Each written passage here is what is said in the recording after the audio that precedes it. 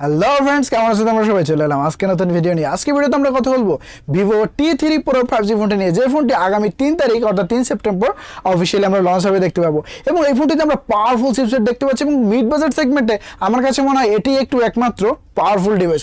এই ফোনটির ডিসপ্লে দিকে খেয়াল করলে আমরা কার্ভ ডিসপ্লে দেখতে পাচ্ছি, প্রিমিয়াম ডিজাইন তো অবশ্যই ফোনটিতে রয়েছে।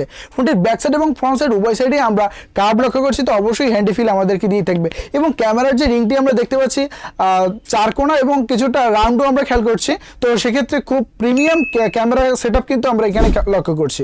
তাছাড়া এই ফোনটির ডিসপ্লের দিকে আমরা যদি লক্ষ্য করি, এখানে 6.77 ইঞ্চি এর 120 hertz refrigerated 3D curved AMOLED display এই ফোনটিতে ব্যবহার করা হয়েছে।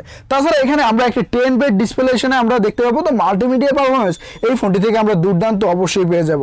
তাছাড়া এই ফোনটির 5 ক্যামেরা সেটআপ রয়েছে এবং সিনো বেজেলের কথা বলতে গেলে আমরা একবারে সংকীর্ণ সিনো বেজেল দেখতে পাচ্ছি, অ্যাভারেজ রয়েছে।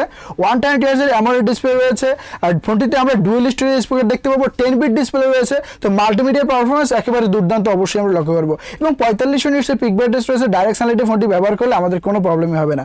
এবং ফ্রন্টে আমরা 16 মেগাপিক্সেলের ক্যামেরা দেখতে পাবো, ব্যাক সাইডে রয়েছে 50 মেগাপিক্সেলের মেইন ক্যামেরা এবং কোম্পানি এখানে ক্লেম করছে যে আমরা 4K 60 FPS পর্যন্ত কিন্তু আমরা ভিডিও রেকর্ডিং করতে পারবো। এবং ওএস ক্যামেরা রয়েছে, আল্ট্রাওয়াইড ক্যামেরা রয়েছে 8 মেগাপিক্সেলের। এবং মোট কথা হলো এই ফোনটির ডিজাইনটি কিন্তু অনেক প্রিমিয়ামই আমরা দেখতে পাচ্ছি, মানে ক্যামেরার যে আমরা সেটআপটি দেখছি সেটাও কিন্তু অনেক সুন্দর। এবং UFS 2.2 এবং LPDDR4X টাইম এখানে ব্যবহার করা হয়েছে, তো আমাদের ফোন ব্যবহার করতে কিন্তু একেবারেই প্রবলেম হবে না। এবং এখানে আমরা যে ব্যাটারি দেখতে পাচ্ছি 5500 mAh ব্যাটারি রয়েছে এবং 80 ওয়াটের অ্যাডাপ্টার কিন্তু আমরা বক্সের মধ্যেই পেয়ে যাবো। তো ফাস্ট চার্জিং সিস্টেম অবশ্যই কিন্তু আমরা ফোনটি থেকে পেয়ে যাব। এবং এখানে অপটিক্যাল ইন ডিসপ্লে ফিঙ্গারপ্রিন্ট ফোনটিতে ব্যবহার করা হয়েছে।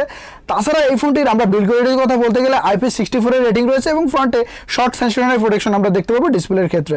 ফোনটি Android 14 এর সাথে রান করবে এবং ওএস হিসেবে FantaSOS 14 আমরা দেখতে পাবো। এবং কোম্পানি ক্লেম করছে ক্ষেত্রে 2 বছরের মেইন আপডেট ফোনটি আমাদেরকে প্রোভাইড করে থাকবে।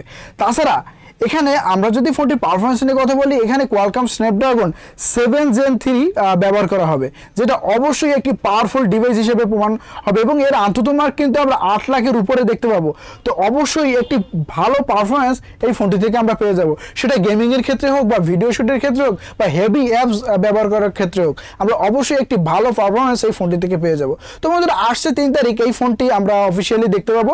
এবং ইন্ডিয়ান মার্কেটে যখন ফোনটি লঞ্চ হবে এতে আমরা কিছুটা এর আপডেট বা ডাউনগ্রেডও লক্ষ্য করতে পারি। এবং এই ফোনটি বাংলাদেশ মার্কেটে কী দামে পেয়ে যাবো এবং কবে নাগাদ এই ফোনটি আমরা বাংলাদেশ মার্কেটে পেয়ে যাবো তা কিন্তু আমরা আগামী ভিডিওতে আপনাদেরকে জানিয়ে দেবো। এবং তখন কিন্তু আনবক্সিং ভিডিও একটি তৈরি করা হবে যখন ফোনটি অফিসিয়ালি লঞ্চ হবে। তো বন্ধুরা, এই ছিল আজকে ভিডিও। আসছি খুবই শীঘ্রই নতুন কোনো ভিডিও নিয়ে। ভালো থাকবেন, সুস্থ থাকবেন, ধন্যবাদ।